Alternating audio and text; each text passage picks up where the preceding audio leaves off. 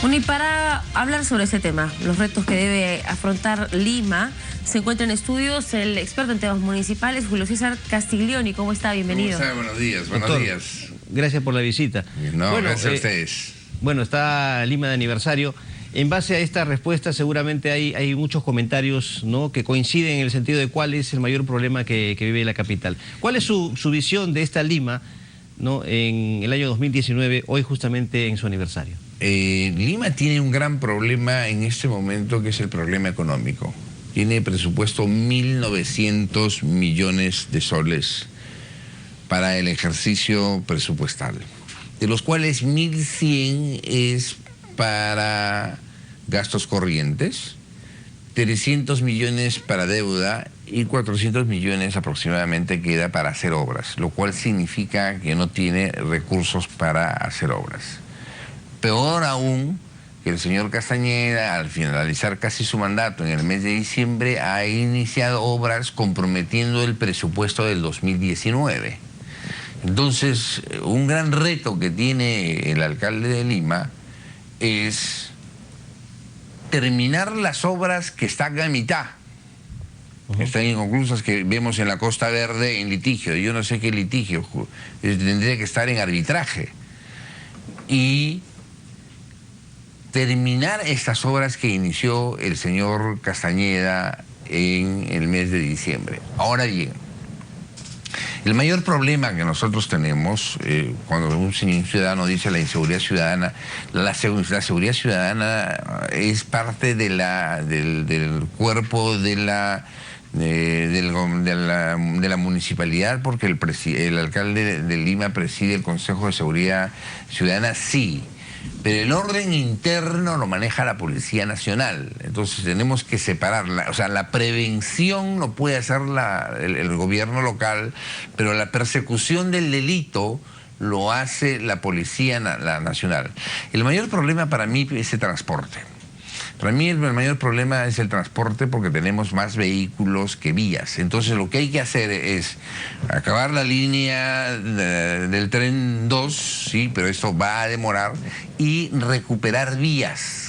O sea, recuperar calles, recuperar vías, abrir vías y organizar los corredores. Es cierto que este problema no se menciona o no se asocia, ¿no? Es difícil generar este marco total, pero debajo de todos los problemas está la corrupción. Sí. Porque, por ejemplo, hemos visto que el tren eléctrico era necesario para la ciudad, el segundo tramo. Y lo que ha pasado en San Juan de Lurigancho es un reflejo de cómo esa necesidad se ha convertido en un problema, porque la empresa licitadora no cumplió con sus compromisos, o evidentemente ahí hubo algo amañado en el contrato.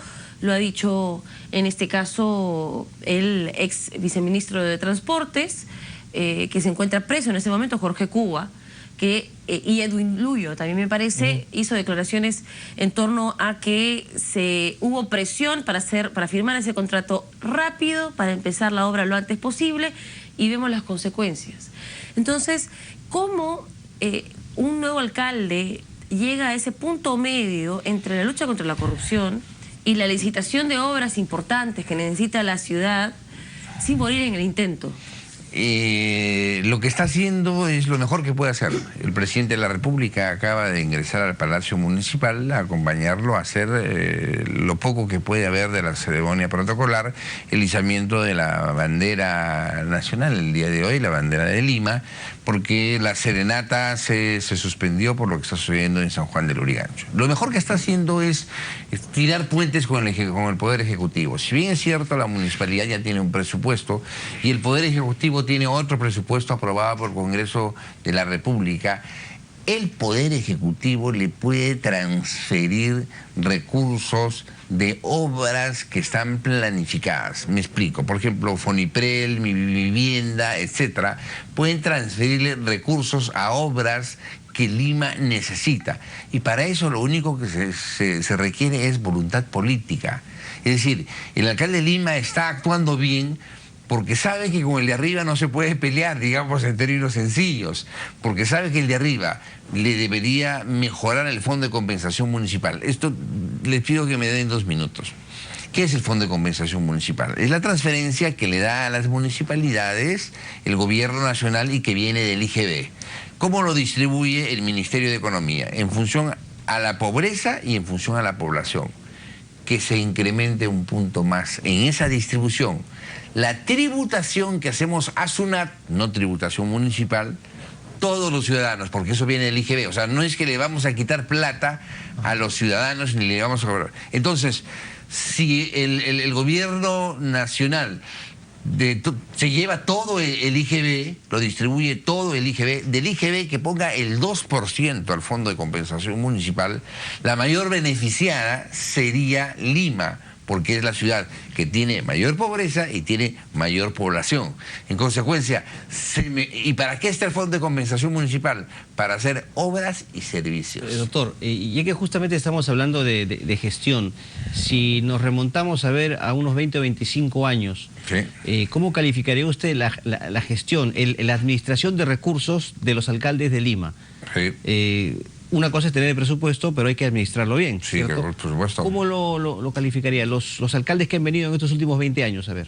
Mire, el primer alcalde que se fue elegido por voluntad popular en 1963 fue Luis Bedoya Reyes, y para mí hasta ahora el mejor alcalde de Lima. Porque si él no hubiera hecho el Zanjón no podríamos tener el Metropolitano. Él hizo el primer pase a desnivel, por eso se llama Unión, de la Plaza Castilla, de la Plaza Unión y el Mercado Central, etc. La administración de los recursos depende mucho del apoyo del gobierno nacional. Cuando Bedoya sale elegido alcalde de Lima, él sale por la alianza APDC, Democracia Cristiana, Acción Popular y la Democracia Cristiana, y el presidente de la República era Fernando Belaúnde Terry, que estaba en alianza con la Democracia Cristiana, a la cual pertenecía Luis Bedoya Reyes, antes que se forme el Partido Popular Cristiano.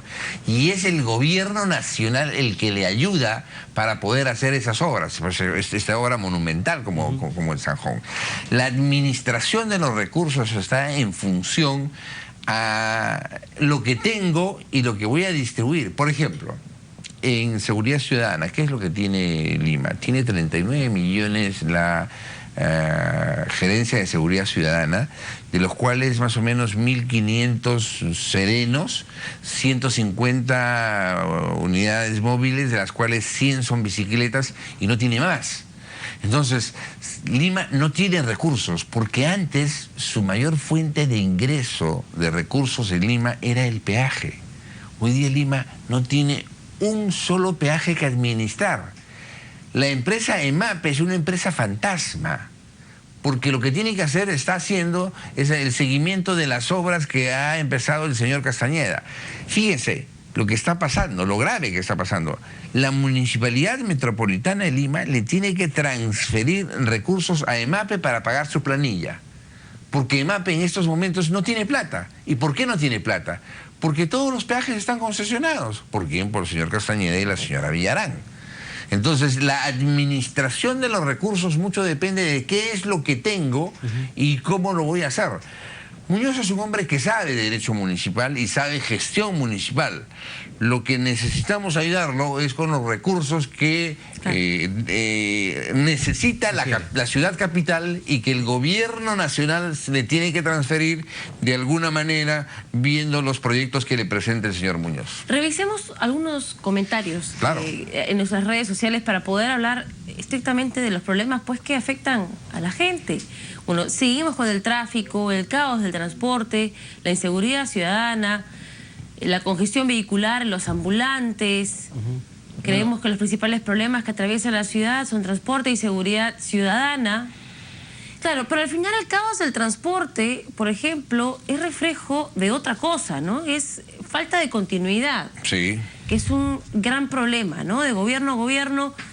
Por ejemplo, esta disputa que ya llegó a un punto sin sentido entre Castañeda y Villarán, ¿no? Lo que hizo de bueno Castañeda, Villarán dijo lo vamos a eliminar, lo que hizo de bueno Villarán, Castañeda dijo lo vamos a eliminar, y así retrocedimos en transporte, digamos, muchísimo tiempo. Al final Castañeda tuvo que implementar algunas de las cosas que ya estaban suscritas por contrato, como por ejemplo la línea de buses de la Javier Prado, No la hizo, y de la Arequipa con lentitud, porque los buses llegan con mucho tiempo de espacio entre uno y el otro. Funciona. De la Arequipa sacaron a las combis, sacaron a los micros, pero bueno, pues se quedaron los autos que hacen colectivos informales. Eso y de noche, y eso sí hay que decirlo, yo lo he visto viniendo al canal, porque venimos muy temprano, las combis piratas, que no tienen nada, son blancas completamente, algunas no tienen ni placa y están circulando por la Arequipa, recogiendo pasajeros. Sí, lo que lo que le ha faltado al señor Castañeda es tener visión en continuar los corredores para poder hacer que realmente el tránsito sea eficiente. Es decir, que entre la diferencia de un vehículo con otro vehículo sea de 1 minuto, 2 minutos, porque el pasajero no puede esperar mucho. Y que la cantidad de vehículos que, por ejemplo, en Javier Prado se dijeron que se iban a incrementar, que se iban a licitar, cuando se recuperó Javier Prado, de la empresa Graña, se dijo, vamos a hacer esto, vamos a pasar incluso que el paso a desnivel, el señor de Luz Ámbar salió a decir, vamos a hacer también el paso a desnivel en el óvalo Monitor, cosa que no se hizo. Entonces, lamentablemente, en el transporte, la gestión Castañeda abandonó la ciudad. Además, doctor, permítame, también creo que usted hablaba de la obra monumental de la vía expresa, pero definitivamente ya la vía expresa es insuficiente, ya prácticamente colapsó. La misma Javier Prado, es terrible en horas puntas, no hay cómo trasladarse, no hay salidas. Hay un tema que quería tocarle, ¿cómo vislumbra usted a qué nivel puede llegar el crecimiento de la ciudad de Lima, el crecimiento poblacional? Usted sabe que mucha gente viene del interior, ¿no? Y están ocupando terrenos y sigue creciendo la ciudad. Ya, ¿cómo evitamos la migración del campo a la ciudad? O sea, hay varias etapas de la migración del campo a la ciudad, de los años 60, de los años 70 y de los 80 por el fenómeno terrorista. Por eso el norte, por ejemplo, la zona norte de Lima ha crecido más que la zona sur de Lima. Entonces, creando polos de desarrollo. Cuando se hablaba de la regionalización, se hablaba de la región macrosur. ¿Cuál era? Era Arequipa, Moquegua, Tacna y Puno. Si nosotros creamos polos de desarrollo, vamos a evitar la migración de esas ciudades a la ciudad capital, porque a la persona no le vamos a poder decir no vengas, pero si le damos las condiciones en esos lugares, vamos a mitigar en algo. La migración ha disminuido y vamos a mitigar en algo la migración. Por ejemplo... ¿En cuánto ha disminuido la migración, perdón? No tengo exactamente en estos momentos la estadística, pero ha disminuido significativamente. ¿Ya? Por ejemplo, Trujillo tiene hoy en día hasta centros comerciales y todo lo demás, como igual que Lima. Lambayeque igual y Piura igual. Tumbes no tiene nada. Tumbes no tiene un centro comercial por mezquindad de sus autoridades. Vamos a Iquitos, en Iquitos no hay nada. Vamos a Puno, en Puno solo lo que es la comercialización de los productos de contrabando que vienen de Bolivia y que pasan por Juliaca. Entonces, si nosotros no le damos las posibilidades de crecimiento, o sea, las autoridades no dan las posibilidades de crecimiento, de darle facilidades a la inversión privada para que puedan poner centros comerciales, inversión, fábricas, pequeños talleres artesanales, etcétera, no vamos a evitar que Lima siga creciendo, porque Lima ha crecido por producto del fenómeno migratorio. Claro, y el problema no es, al final, que crezca Lima, sino que no tengamos un plan para acoger esta migración, un plan de desarrollo urbano, de planificación urbana, que no tengamos zonas, por ejemplo, zonas industriales, zonas residenciales, zonas comerciales, y que se cumpla la regulación, ¿no? En ese sentido, ¿qué tan importante podría ser, no sé, recuperar este plan urbano que se desarrolló en la gestión anterior y que tiene insumos interesantes, ¿no? Para poder tomar como ejemplo y empezar a planificar la ciudad. tendríamos que revisar algunas cosas. Por ejemplo, había una discusión en la Comisión de Desarrollo Urbano en la Municipalidad Metropolitana de Lima que lamentablemente terminó aprobándose, donde era la zona industrial. Lurín o Pucusana, y entonces y terminado siendo aprobado Lurín, y Lurín lo tenemos acá nomás. Lurín es una zona de expansión y Lurín es una zona ya urbana. Entonces, pasando Pucusana, si nosotros es una zona para poder hacer una zona industrial, o sea, tenemos que planificar la ciudad y no tenemos un plan de planificación. El plan de desarrollo y planificación de Lima estaba solamente hasta el año 2000 y ahí quedó. En la gestión de la señora Susana Villarán se dijo que se iba a hacer un plan y se le encargó a Henry Piz, pero la gente dijo que no podían ellos hacerlo. ¿Por qué? ¿Qué es lo que existe?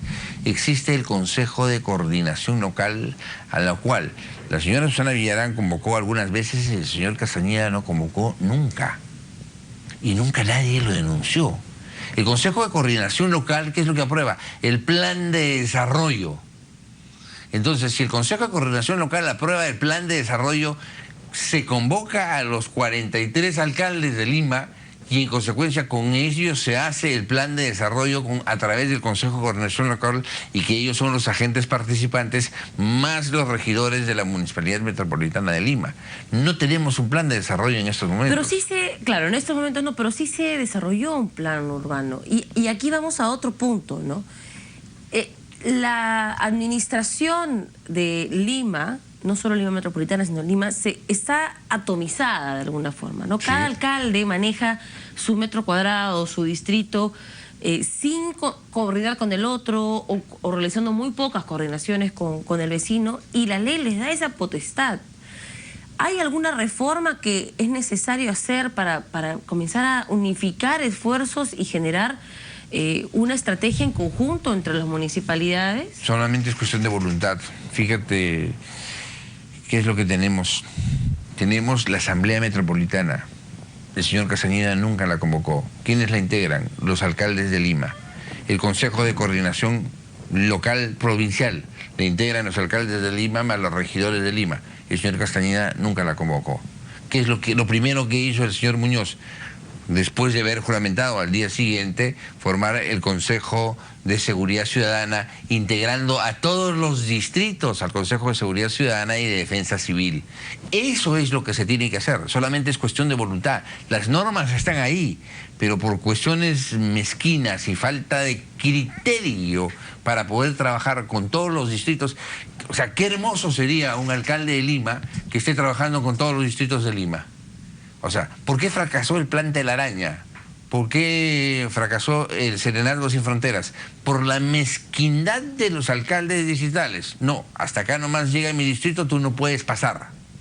Y entonces, pero si el alcalde de Lima es la cabeza y dice, vamos a hacer un Serenazgo Sin Fronteras, vamos a hacer un plan Telaraña sin fronteras, o sea, el plan de seguridad ciudadana es metropolitano y es aprobado por ordenanza metropolitana. En consecuencia, esto sí puede funcionar. Es cuestión de voluntad y de querer hacer las cosas nada más. Hay una tarea que también creo que es monumental, doctor, y es lamentablemente la idoneidad de nuestras autoridades, ¿no? Lamentablemente en estos últimos meses hemos visto a muchos alcaldes y autoridades caer por actos de corrupción. Entonces, ¿cómo se puede manejar esto? O sea, lo ideal es tener autoridades, ¿no?, honestas, sí, ¿no?, transparentes, pero lamentablemente eso no ocurre. Vienen a enriquecerse nada más. Eso es culpa de los partidos políticos. Los partidos políticos que se convierten en vientres de alquiler, y estas personas que postulan pagan un cupo para ser los candidatos y es el que mejor ha puesto, claro, y en consecuencia lo ponen como candidato. Entonces, sí volvemos al tema de la reforma en las leyes, ¿no? Sí, porque claro, los partidos políticos están así porque las leyes lo permiten. Porque el Congreso no quiso hacer la reforma electoral. Entonces, digamos que acá hay un problema para... Pero hay otro tema, y con eso me gustaría terminar. La municipalidad metropolitana en realidad tiene muy pocas facultades para gestionar. Y hemos visto incluso que las facultades que sí tenía, como el transporte, en algunos momentos se ha derivado al gobierno central, como la construcción del Metro de Lima, ¿no? Y otros proyectos. Debería regresar a la municipalidad ese tipo de proyectos, ese tipo de gestión de proyectos, las mega obras en transporte. Sí las tiene, y tiene un capítulo especial en la Ley Orgánica de Municipalidades, el régimen especial de la Municipalidad Metropolitana de Lima. Lo que pasa es que no lo han querido utilizar, porque el señor Castañeda se sentía dueño de su canchita y no quería hacer los megaproyectos conjuntamente con el gobierno nacional. Y como tal, si se preparan megos proyectos, por eso a mí me parece, y vuelvo a repetir, me parece muy bien lo que está haciendo el alcalde de Lima, tender puentes con el presidente de la República, quien le puede hacer transferencias de recursos importantes para hacer obras de magnitud, porque si no, Muñoz va a pasar a la historia como un administrador más de la Municipalidad Metropolitana de Lima, y yo no creo que él piense y quiera eso, sino hacer que Lima sea una ciudad importante y donde se hagan proyectos importantes. Los megaproyectos hay que hacerlos con el Poder Ejecutivo. Muy bien. Doctor, muy agradecido por su visita. A ustedes también. Siempre muy amable. Un feliz día. El doctor Julio César Castiglione nos acompañó esta mañana. Tenemos que irnos a la pausa. Ale. Así es, ya volvemos.